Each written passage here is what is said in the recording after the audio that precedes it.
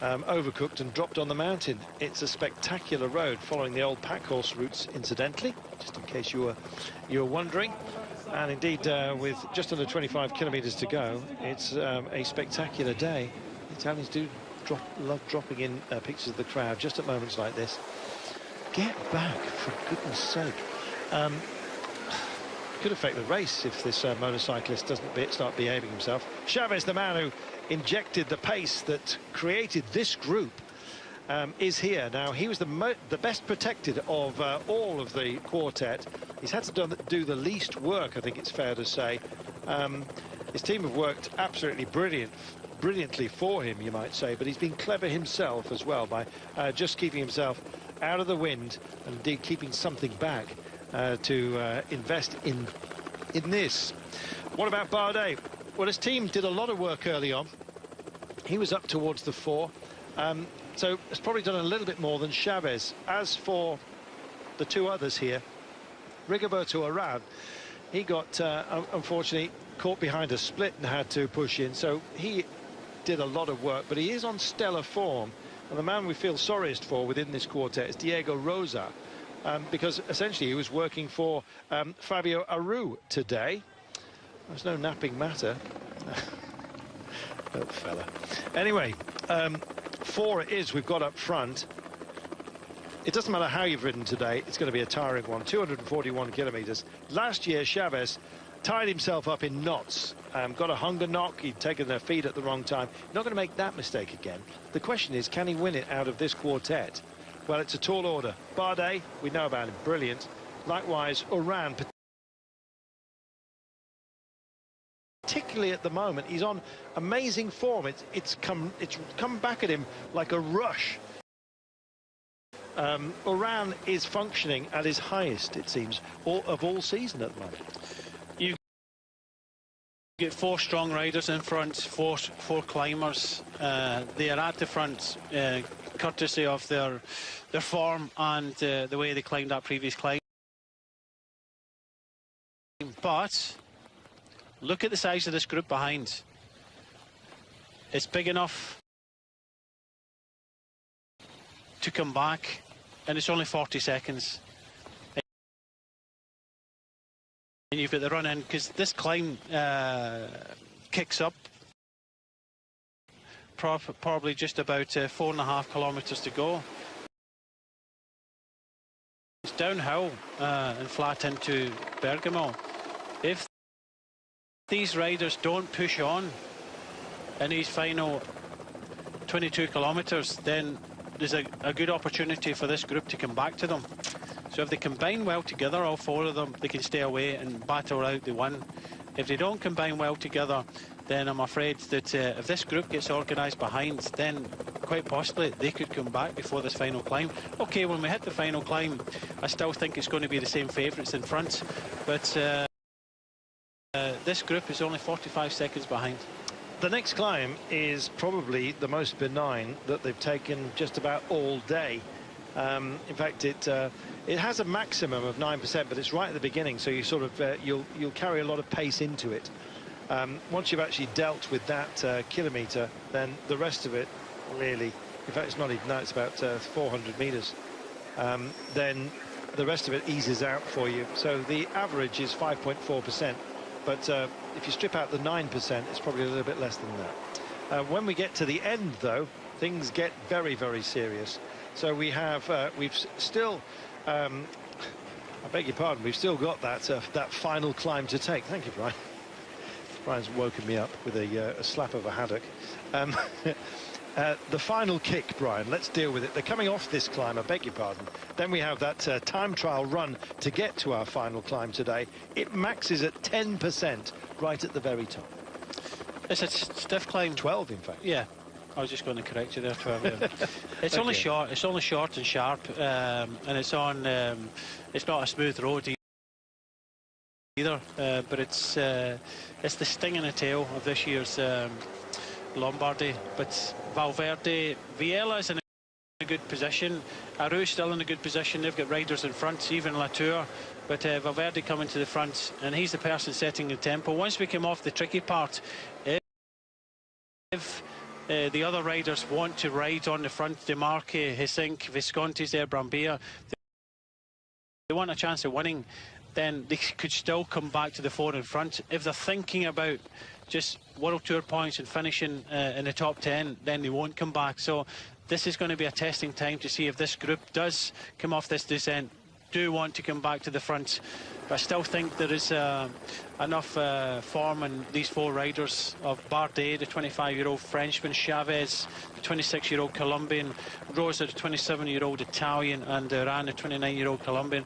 These are the strongest guys in the race at the moment, but they can throw it away if they don't ride together. Well, they must have been listening to you, Brian, because it went down to 38 seconds. It's back up. The gap has just picked up, but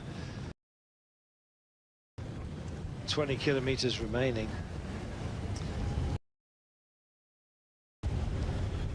20 kilometers remaining of today, and a little bit less than now, and this is the chase, and it's Valverde that's picked it up. Now, he's not been well. Well, has he not been well, or has he been resting? Pulled out of the Milan-Torino, something of a surprise.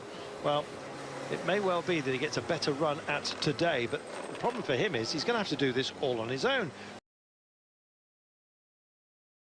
Look at who the anchors are just behind him on this descent. He is a fabulous descender. The motorcycle probably knows that and has to get the hell out of there.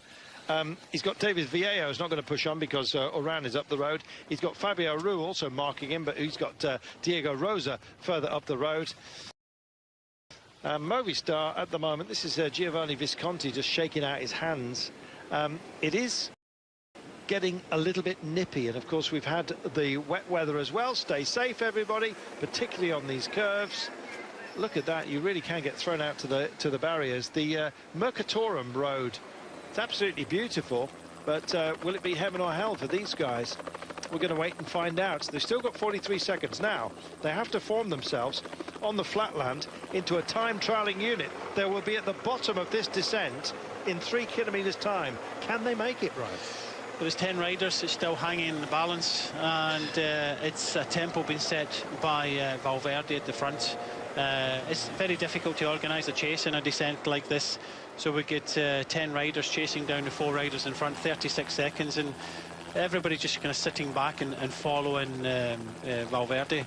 As we start getting to some tricky parts, you can just see the roads are slightly damp as Urán now has to chase back. Still 40 seconds, still in the balance, but I believe that these 4 riders still have the legs to try and pull off the win. Well, it was a shaky moment on an earlier descent, and presumably he's had one right here. Let's have a look at it. Motorcycle problem? Well, no. But certainly took it very, very easy on the broken road there. Just decided to trim the corner and gets back in. He normally gesticulates if he's upset with the motorcycle, but the rain's coming, and that explains the squeaky moment. Now, we're still not done with our descending, Brian, because we've got some right at the very last after we take on our pave section and the climb, and then we'll come down and back into town, essentially. So we climb to the city walls and then zoom back in. Nembro we're at the moment.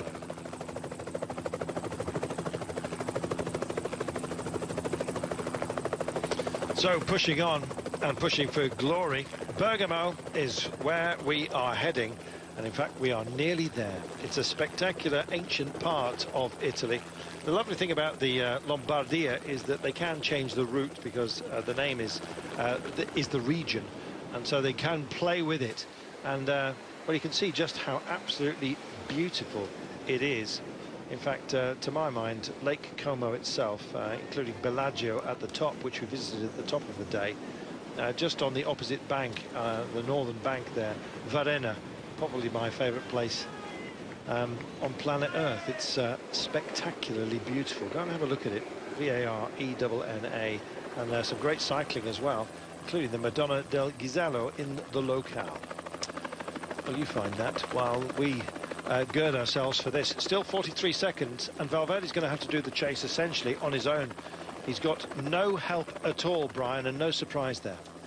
On the descent, it's probably easier for him to stay at the front like he's doing now, keep it around 40 seconds, but As we look a little bit further back, there are 10 riders in here. Some of them have to chase, some of them don't. And I'll just go through them now. There's Valverde, Visconti. Visconti is the rider at the back here for Movistar. Viella for Cannondale, he won't do anything. Hisink at the back. Torres in the red for Androni. Demarchi of BMC. Aruz there. Bargui, Brambilla from Etix. And I think Latour is still in there as well. So 10 riders chasing 4. So if Valverde has held it for Movistar in the descent, could somebody like Hessink come through and maybe engage a little bit of time trialing help to try and wind them in? I'm afraid I think they're going to run out of time. 44 seconds with 16 seconds remaining. And then, of course, we've got this pesky climb that they've got to deal with up to the Alto of Bergamo, the heights, the Bergamo heights. So they go round these sort of up to the castle and then down, back and into town. Now, once they reach the peak, Brian, it's not that far from home. 1.7 kilometres they've got to deal with, but 12% as a nasty, nasty stinker just before the peak, just before the crest. It's technical as well, but off the descent on the main road, Visconti comes to the front. There's probably 3 riders in here that are not going to do anything. Viella for Cannondale, Aru for Astana, and Latour of AG2R. They have got riders in front, but all the other riders, including Hisink, Torres, Demarchi, Bargui, Brambilla, if they want to try and win this race, now's the time to do this and get to the front and help out Movistar. They've got 10 kilometres essentially of flat to try and wind these guys in. Now they, as you can see, are in proper team time trialling mode. Look at the gaps between the wheels here, Brian. They're absolutely in line. They're doing a proper job. Yeah, they're on the edge now. They're concentrating. They're trying to get as much shelter as possible. Rosa doing a lot of riding in this group, and it'll be interesting to see what Aru does in this chasing group, because 26 seconds now. Visconti doing a good job, but everybody else is sitting back. Why is Demarchi, Hisink, Brambilla, why are they all just sitting back when the race is down the road? You have to catch these riders first and then think about the race, and they could possibly just be thinking about finishing the top 10 and gaining these World Tour points. Well, just looking over shoulder as the clock adjusts itself here, it seems that the pace of those further up the road looks a lot quicker than the pace being posted by these guys, but the clock seems to be coming down. I don't know whether it's just adjusting itself to real time off the bottom of the descent, because they've missed the time check. Transponder relay has not been at its best, I'm afraid, on occasion. It says 17 seconds, 16. It's continuing to come down. I'm not sure I believe it, Brian, but it might well be just the case. I'm not too sure either. They're just the team cars are going past now, and they wouldn't put the team cars into a 14-second gap. Precisely, it's nuts. So I think you can. They've taken the clock out at long last. So sorry for the confusion, but it was not our case. It looked like a countdown at one point. There we are. So 15 kilometres to go, and I think you can possibly just smash that clock to bits. The bikes? Get out of there, and they're waving a flag, but they're the problem. Just get out of there, for goodness sake. The bikes have been terrible today. Really bad. Today. Well, really bad. And the Eneco Tour, perfect today. Oh, not so good. Shame on you. Just really poor. 14.9 kilometres to go. They've got too many VIPs out there. There's all kinds of people mixed in within it, and the guy who's carrying the red flag, which is supposed to be a security device, actually almost taking a rider out himself. Slack. 14.8 kilometres then from home, and they push on, these guys. The clock was rotten as well for us, I'm afraid, and at a crucial moment like this you kind of rely on it. Anyway, they will now sail by and hopefully give us the kind of camera angle that we need to kind of work out the gap. These guys, though, they're pushing on into the void, and it looks like they are doing a proper job. Yeah, with the team cars going forward, I can only think it's getting close to a minute. There's still possibility of the group behind coming up, but if the likes of Hisink and Torres and Demarchi, Brambilla and Bargui are not going to help Visconti, then the winner's definitely going to come from this group of 4. Now the team cars are up, so that did take a little while for the team cars to come up, which I still think the gap is hovering about 1 minute. Yes, so apologies if we misguide you, but we were misguided ourselves. I think we kind of pointed it out when they responded. Yeah, your clock's wrong. 12.5 kilometres to go then. Can I have a drink? He says, Giovanni Visconti. And you could just see, Brian, from the pace of the chasers, and indeed those up the road, it was clearly a completely different pace entirely. That gap wasn't closing down. At last, 48 seconds is what they've got. Yeah, Visconti asking for a drink. Well, you can't get a drink inside the last 20 kilometres, so unfortunately he'll have to go thirsty. Well, it's raining, he could just open his mouth. Yeah, exactly, but he done a big turn there. And I think Valverde has to commit himself now. This gap coming up for 53 seconds now. Just look as if they win, but it wasn't a balance. Valverde done the best thing possible. He kept riding on the descent, kept the gap down to about 40 seconds, but now they're starting to attack each other. It's all over for these guys now. Yeah, I think so. This is Torres, who's just going for minor positions by the looks of things. 11.7 kilometres to go. So we have our final climb, and it is a nasty, nasty test, albeit the sharpest point, I'm afraid, is just before the absolute point at the top. What's the point of that? Well, it is a big sort out, and I think it possibly might be, but only for minor places amongst these guys, because up front they're going to be gunning for glory. There are that is Aru just taking a drink as well. It's a minute now. It's going to be amongst those four.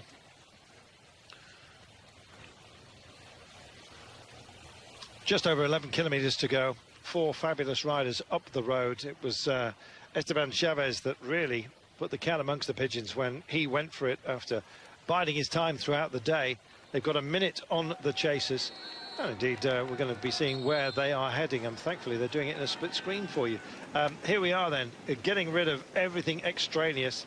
Romain Bardet, big noise in French cycling, and indeed saving of blushes for France, I think, during the Tour de France this year, when he finally helped them to take a stage, and what a great stage it was. Rigoberto Urán, a man who's done such great things, but was always, it looked like, going to be a nearly man, even within Colombian cycling. But he's refound his mojo, particularly at the late part of this season, and he looks very, very strong. There he is in the green.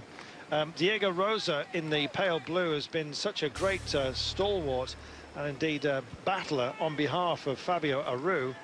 And finally Aru said, well, we both know I haven't got the legs, why don't you have a go? But he's done so much work today, how much more can he possibly put in?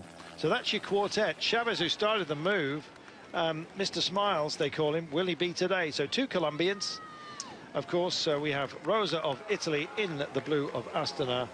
And, of course, we have Bardet representing France and A.G. Toro La Mondiale in the white. So it's not going to get caught, this quartet, with 9.7 to go. Of the four, who do you think will be strongest at the last? On that climb, Chaves looked so good in that previous climb. I think Urán is the better finisher of the four riders in front. Bardet likes to descend like an idiot. But I think Chaves will be the person. Yeah, Chaves will be the person attacking on this climb. He has to. He hasn't got the sprint as the others. So these four riders will be coming to this final climb together. And I think Chaves will go for it, but I think the winner is possibly going to be the Cannondale rider, Urán. Well, I kind of hope so, to be honest, because I really like Rigoberto Urán, and it's almost like that others have come and nipped at his heels over the years. And in fact, you sort of start thinking, well, has he kind of missed the boat? Well, he's showing that it hasn't quite sailed just yet for Rigoberto.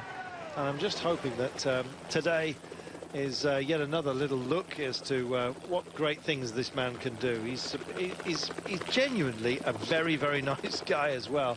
Not saying the others aren't, but Chaves always very, very cheery. And in fact, he's almost like a pet, I think, within Orica Bike Exchange. They absolutely adore him, the Aussie team. And the success which he has found, of course, on many, many occasions, Grand Tour level as well, as I'm sure you know. Stages, that is. Absolutely fabulous. Two great Colombian riders on your screen right now, plus, of course, an Italian and a Frenchman. Well, it shows you how international bike racing is these days. In fact, there we are. 1:10 they've got now, and they mean it. So, it's about, I think, how you come into town. It may well be we see a bit of cat and mousing. You never know, Brian. Yeah, we're starting to see it in the chasing group. Why did they not combine together? You have to kind of forget about the riders that have got riders in front, but they should have, in the flat parts here, they should have just rolled through if they wanted to try and win. But unfortunately, all they're doing now is looking for the minor places and the World Tour points to go with it. Well, there we are. Urán, of course, twice a runner-up in the Giro d'Italia, so he goes very well in Italy. Never quite managed to take that extra step forward, and then, of course, the Colombian focus changes to Quintana and Chaves.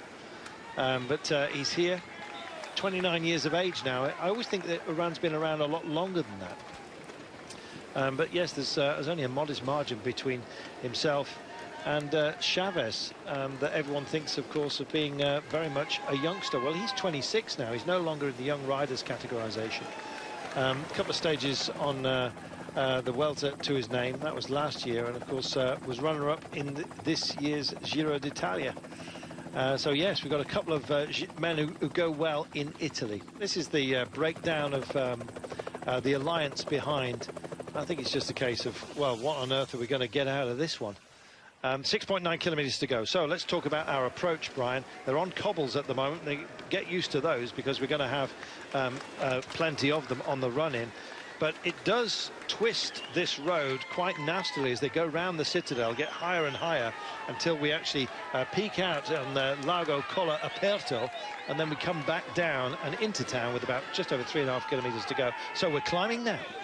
It's a tricky finish, a real tricky finish, but the fortunate part about this finish is the steep hill they've got to go up around the citadel, and a steep descent all the way to the finish. So at least it's uphill with so many corners, but 4 riders in front: Bardet, Chaves, Rosa, Urán. Diego Rosa is the rider that came across in that previous climb and put a lot of effort to come across. He was riding for his teammate Aru, who's in this group. Never had the legs, and it was a late call for Rosa. Is he going to pay for these the efforts of today on the next climb? I think so, but then again, he'll go and win it now. It's all going to be, to my mind, about the descending sprint, because these are all capable climbers, and this is not going to be too much of a problem for them. So it's about how they duke it out in the last, what, 3K? Yeah, Chaves has to attack. Urán is probably the fastest finisher of all 4 of them. Diego Rosa, he's doing a lot of riding. He's constantly going to the front. Bardet is probably the opportunist. If they still stay together, Bardet will try and go on the descent. Rosa, they were screaming at him, stop doing so much work, I'm sure they were saying. He says, yeah, got that, and just beds in. He can actually refuse to help out now because he's done so much work today, quite frankly.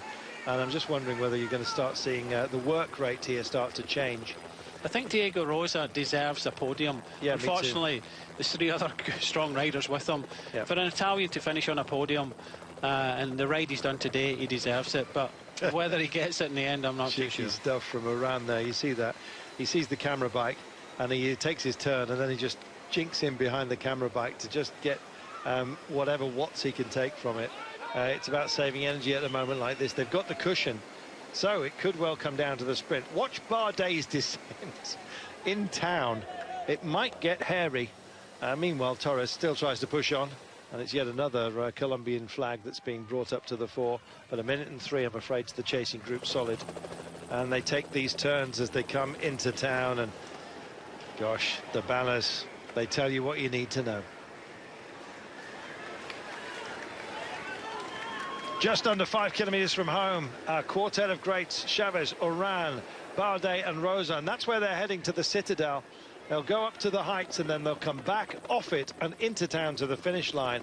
An absolutely beautiful part of the world. The Dukes of Bergamo used to duke it out up here, and in fact it was all scrapping, of course, for the citadel. And it's Bergamo Alta, High Bergamo. You can see Lower Bergamo further down in the lowlands, some of which is challenged architecture, but there's no doubt about the beauty of this. Absolutely majestic, like a boat, I think, sailing through the plain. Well, right now who is going to take it on and who's going to get sunk. We'll find out. I'm afraid it's not going to be Torres today, but a brave effort by him. 4.4 to go. It looks like maybe inside our approach. It may well be some of the relays are challenged. We're just looking at those who are going to, I'm afraid, just be working for a top 10. That's the chasing group now, a minute and a half. Back to where the action is and our climb. Now they still have to deal with the steepest part, but look at how the wall here leads into the road, and you can see how steep it is. And 12% as Torres just takes the 5K to go banner, and it'll be another 10 seconds or so, less than that, before the chasers do exactly the same. But we're waiting for the crest. And will it be of a wave? Well, they've decided that he's going to roll the dice here, and who else but Diego Rosa? He's got no choice. He's not the fastest man when it comes to a sprint, and he's decided to try and shake him out right now. Chaves responds, Bardet goes for it, and Urán sits in. And no surprise there. Don't be too afraid about Urán as he goes for the flat surface just before the city gate. Here we are into the Citadel, and now is the toughest part, and it's an unkind surface as well, so they all go for the smooth part, and Urán almost gets into the back of Bardet, the leggy Frenchman, with 4 kilometers to go. There is Chaves, and they're all on the back wheel of Diego Rosa. I think that may well have been his best chance to shake him off, and he failed to do so. Off the cobbles onto an asphalt surface, and here are the fans in the steepest part now. This is where the grind happens, and in fact they're just about to crest it. They've dealt with it off the cobbles by the looks of things. So it's going to be about the descent, and then indeed the sprint for the line as they almost come all line astern, and as they do so, Chaves picks it up and he goes on the attack. Bardet goes for it as well. Just betting into them goes Urán, as Rosa finds himself from P1 to P4 in very, very short order. And here is that final kick that we've been waiting for. Couldn't quite see it, and the fans are leaning in to try and see their heroes. And they're seeing a face full of a little Colombian at the moment as he goes for it. Bardet stays with it. Rosa starts to look like he gets distance, and Bardet's gone bop on the 12% marker here. And Rosa's going to have to wrestle to get by, and the Frenchman's gone. Oh, he's struggling on this 12%. He might make it up on the descent, but it's still a long way to go, I think. Sorry, there's not that long to go, I'm afraid, for him. Back to the line. 3.6 kilometers to go, and it's the 2 Colombians out front, and I'm afraid the Frenchman's gone, and Rosa looks like he's suffering. There's another Colombian here. I wonder if it can be a Colombian 1, 2, 3.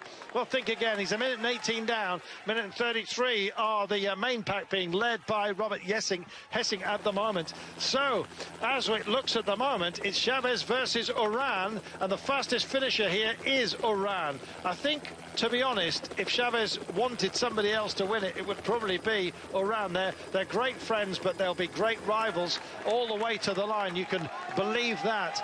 Torres just rounds that steep section as well, where the fans have gathered here today, and Hessing makes the catch with a minute and 23 then the gap, and he has been caught, so the clock is out again. 3 kilometers remaining then, 2 up front, and really that's where the camera should be. And here's Bardet, suffered on that climb, but he's a fabulous descender. Can he make it up? I don't think he's going to make it up, but this is probably too much. It is a technical descent. The last time France won this race way back in 1997 by Laurent Jalabert, and it's not going to happen today, but a super ride there by Diego Rosa.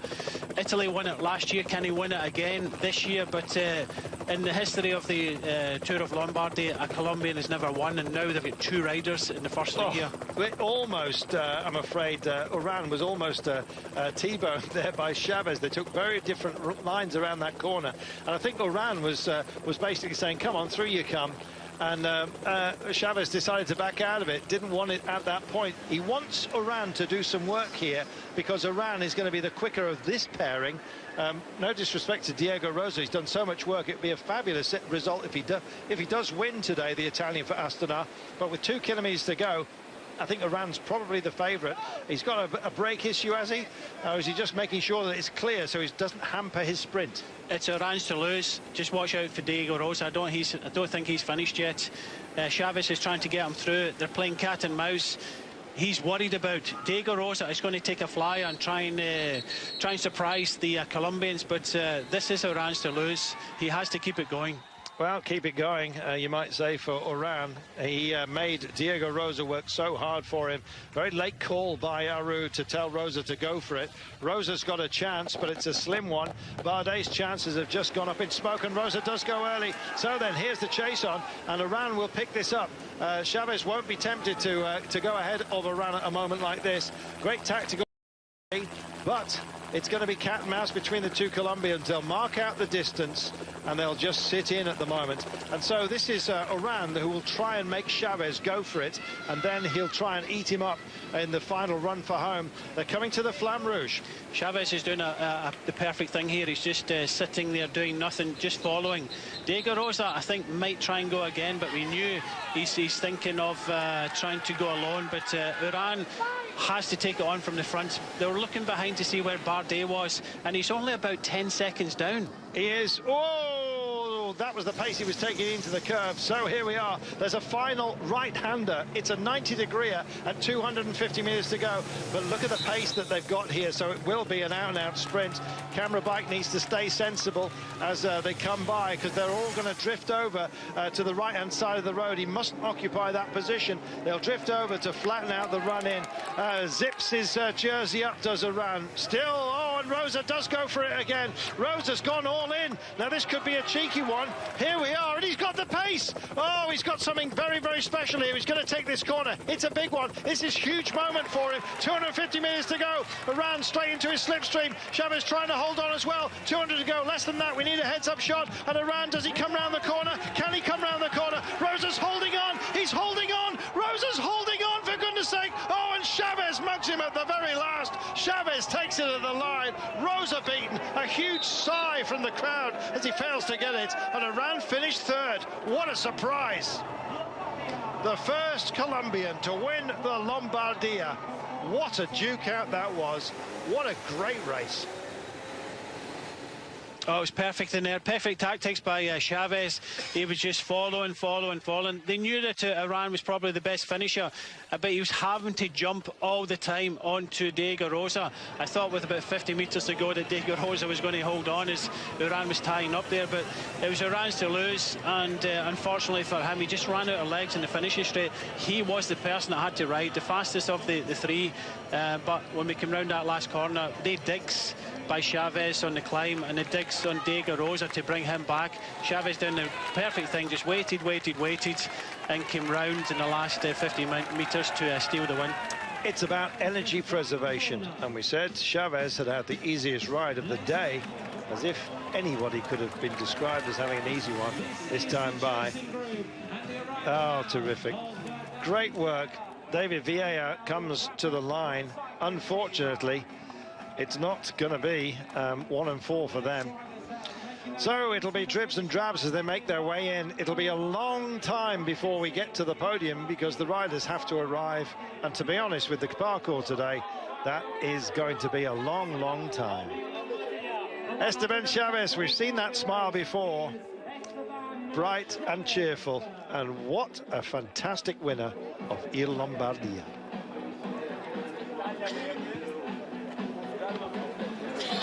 Super work by Chaves. He played. Rosa really went deep, hard. Trouble is, Urán had worked hard to bridge a split earlier on. In the end, Chaves had the beating of them both. In the last 200, this is it. He pushed on to the line. And indeed, look at this. Urán fading, metre by metre. Oh, what a race.